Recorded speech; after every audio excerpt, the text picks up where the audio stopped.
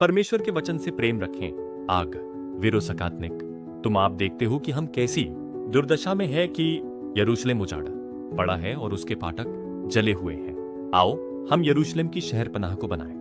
नेहम्याह 2:17 में। रे प्रियो, जब आप परमेश्वर के लिखित वचन से प्रेम रखते हैं तो परमेश्वर अपने गहरे भेदों को आपके ऊपर जाहिर करते हैं और आप छुड़ाए जाते हैं। याद रखें, परमेश्वर केवल उन्हीं लोगों को अपने कामों के लिए इस्तेमाल करते हैं जिनको अपने जीवन की समस्याओं या दुखों की चिंता न होते हुए परमेश्वर के कामों और उसके नाम और वचन को बढ़ाने की चिंता होती है। जब हम बाइबल में एजरा और नहम्याह के बारे में पढ़ते हैं तो लिखा है कि परमेश्वर ने एजरा को अपना भवन दोबारा से निर्माण करने के लिए और नहम्याह को शहर पनाह बनाने के लिए चुना था।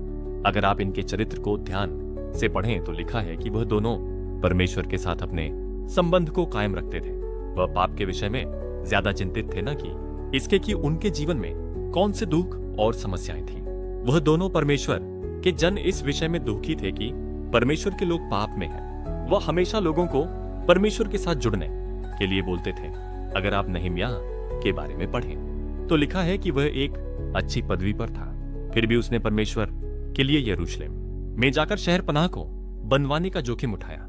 आदि का मात को जब मेरे प्रियो, इसी तरह से परमेश्वर के कामों को करने के लिए पवित्र जलन आपके अंदर भी होनी चाहिए, क्योंकि जब आपके अंदर पापों को मिटाने और परमेश्वर के वचन को लोगों तक पहुंचाने की प्यास और जलन होती है तो आपके जीवन के दुख दूर हो जाते हैं। आप अपनी गरीबी, बीमारी, समस्याओं और दुखों से छुटकारा पाते हैं। एक बात हमेशा याद रखें, एक विश्वासी की जिंदगी तब शुरू होती है जब वह शरीर में मर जाता है, क्योंकि जब आप वचन पर ना चलते हुए पाप के आगे झुकेंगे तो परमेश्वर के कामों शलेम 52:7 बाइबल में लिखा है कि शरीर आत्मा के विरोध में और आत्मा शरीर के विरोध में हर समय बात करता है, ताकि जो आप करना चाहते हैं उसे कभी ना कर सकें।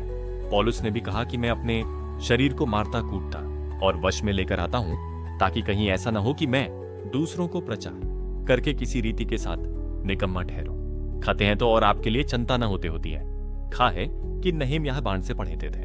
वह न से दुख भी थे कि जुड़ने के विवेक में जाकर छत्र जलन बटाने, और इसलिए मेरे प्रियो, आज से ही अपने जीवन में परमेश्वर के लिखित वचन से प्रेम करने का फैसला लें और परमेश्वर को अपने जीवन के ऊपर अधिकार देते हुए अपना शरीर परमेश्वर को समर्पित करें और परमेश्वर के कामों को करने के लिए अपने अंदर पवित्र जलन को रखें। मेरे प्रियो, अपनी आत्मा को अपने शरीर के ऊपर अधिकार दें। इस तरह करने से जिन आशीषों को आप परमेश्वर से मांग रहे थे वह अचानक आपके पीछे आ जाएंगे, क्योंकि जब आप परमेश्वर के कामों को करने की जलन रखते हैं तो फिर वह भी आपको ऊंचा और आशीषित करना नहीं भूलता। इस वचन के द्वारा परमेश्वर आपको बहुतायत से आशीषित करे। आमीन। अंगीकार। यह अंगीकार आपके द्वारा किया जाए सर्वशक्तिमान परमेश्वर के नाम में आज के वचन के लिए मैं आपका धन्यवाद करता हूं। मैं अंगीकार करता हूं परमेश्वर कि मैं अपने दुखों की चिंता न करते हुए आपके कामों को करने की ओर अपना ध्यान लगाऊंगा, प्रभु यीशु मसीह के नाम में। आमीन।